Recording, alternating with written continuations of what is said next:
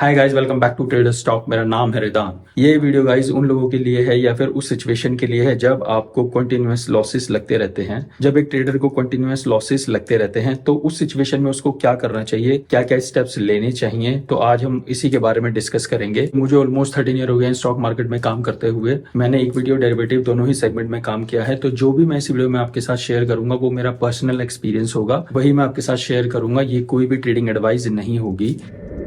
तो गाइज कुछ प्रॉब्लम्स मैंने फाइंड आउट करी हैं जो नॉर्मली जो मेरे साथ हुई हैं, जो कि मे बी हर ट्रेडर के साथ होती हो, तो मैं वही इस वीडियो में आपके साथ शेयर करूंगा। तो अगर आपको कंटिन्यूअस लॉसेस लग रहे हैं तो आपको सबसे पहले तो अपनी ट्रेडिंग को स्टॉप कर देना चाहिए। आपको ट्रेडिंग बिल्कुल ही बंद कर देनी चाहिए, बिल्कुल भी ट्रेडिंग नहीं करनी चाहिए। उससे क्या होगा, उससे आपको थोड़ा सा सोचने का टाइम मिलेगा कि आपके साथ क्या क्या गलतियां हो रही हैं जिस वजह से आपको लगातार लॉसेस लग रहे हैं। तो इसमें यह सजेशन होगा गाइस कि आपको कम से कम 2 वीक्स के लिए या फिर पूरे मंथ के लिए ट्रेडिंग को स्टॉप करना होगा। आप कहीं भी घूमने जा सकते हैं, कुछ भी करें, बस ट्रेडिंग ना करें।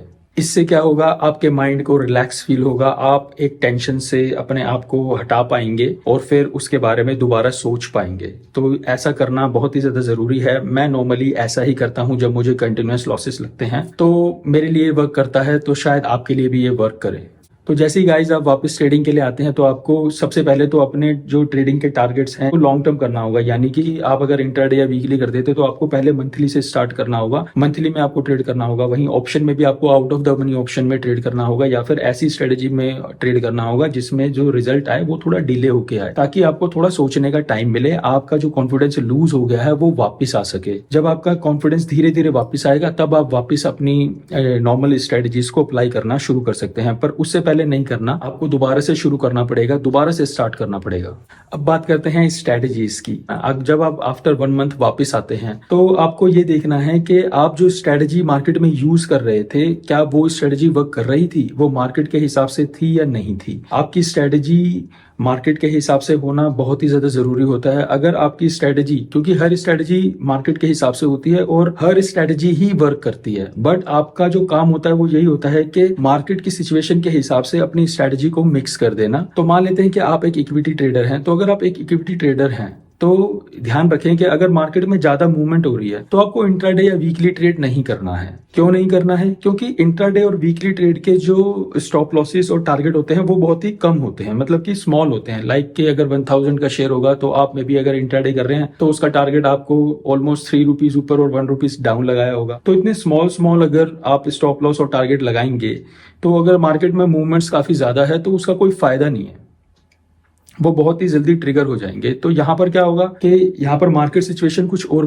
कह रही है और आप स्ट्रेटेजी कुछ और यूज कर रहे हैं। तो यहाँ पर आप क्या कर सकते हैं, यहाँ पर आप इंट्राडे ना करके या वीकली ट्रेड भी ना करके आप सीधा मंथली ट्रेड पे जाएं, तो शायद आपको ज्यादा बेनिफिट हो। मैं भी ऐसा ही करता हूँ। और ऐसा भी हो सकता है कि मार्केट काफी डल हो और मार्केट में ज्यादा मूवमेंट ना हो और आप मंथली ट्रेड कर रहे हो, तो वहां पर भी आपको कोई ज्यादा रिटर्न नहीं मिलने वाला, क्योंकि मार्केट इतनी मूवमेंट कर नहीं रहा है। तो वहां पर आपको फिर इंट्राडे ट्रेड करना होगा, ना कि आप मंथली ट्रेड करें, क्योंकि वहां पर स्टॉप लॉस, वहां पर small target and small stop loss he work करेंगे। वहां पर लार्ज टारगेट और लार्ज स्टॉप लॉस वर्क नहीं करेंगे, क्योंकि मार्केट में इतनी मूवमेंट है ही नहीं। तो आपको इस चीज का ध्यान रखना है। तो ये तो बात हो गई आपकी कि आप किस तरह की स्ट्रेटजी किस कंडीशन में इस्तेमाल कर रहे हैं। आपको ये फाइंड आउट करना होगा। हर ट्रेडर को ये खुद ही फाइंड आउट करना होता है कि उसकी कौन सी स्ट्रेटजी वो अप्लाई कर रहा है और वो किस सिचुएशन में अप्लाई कर रहा है। तो यहाँ पर आपको इस पॉइंट के ऊपर ध्यान देना बहुत ही ज्यादा जरूरी है। अगर आप ऑप्शन में ट्रेड करते हैं तो वहां पर भी आपको एक ऐसी स्ट्रेटजी अपनानी पड़ेगी जो कि अगर मार्केट में मूवमेंट हो रही है काफी ज्यादा, कोई न्यूज चल रही है मार्केट में या फिर वॉलेटिलिटी काफी हाई है, तो वहां पर आप एक ऐसी स्ट्रेटजी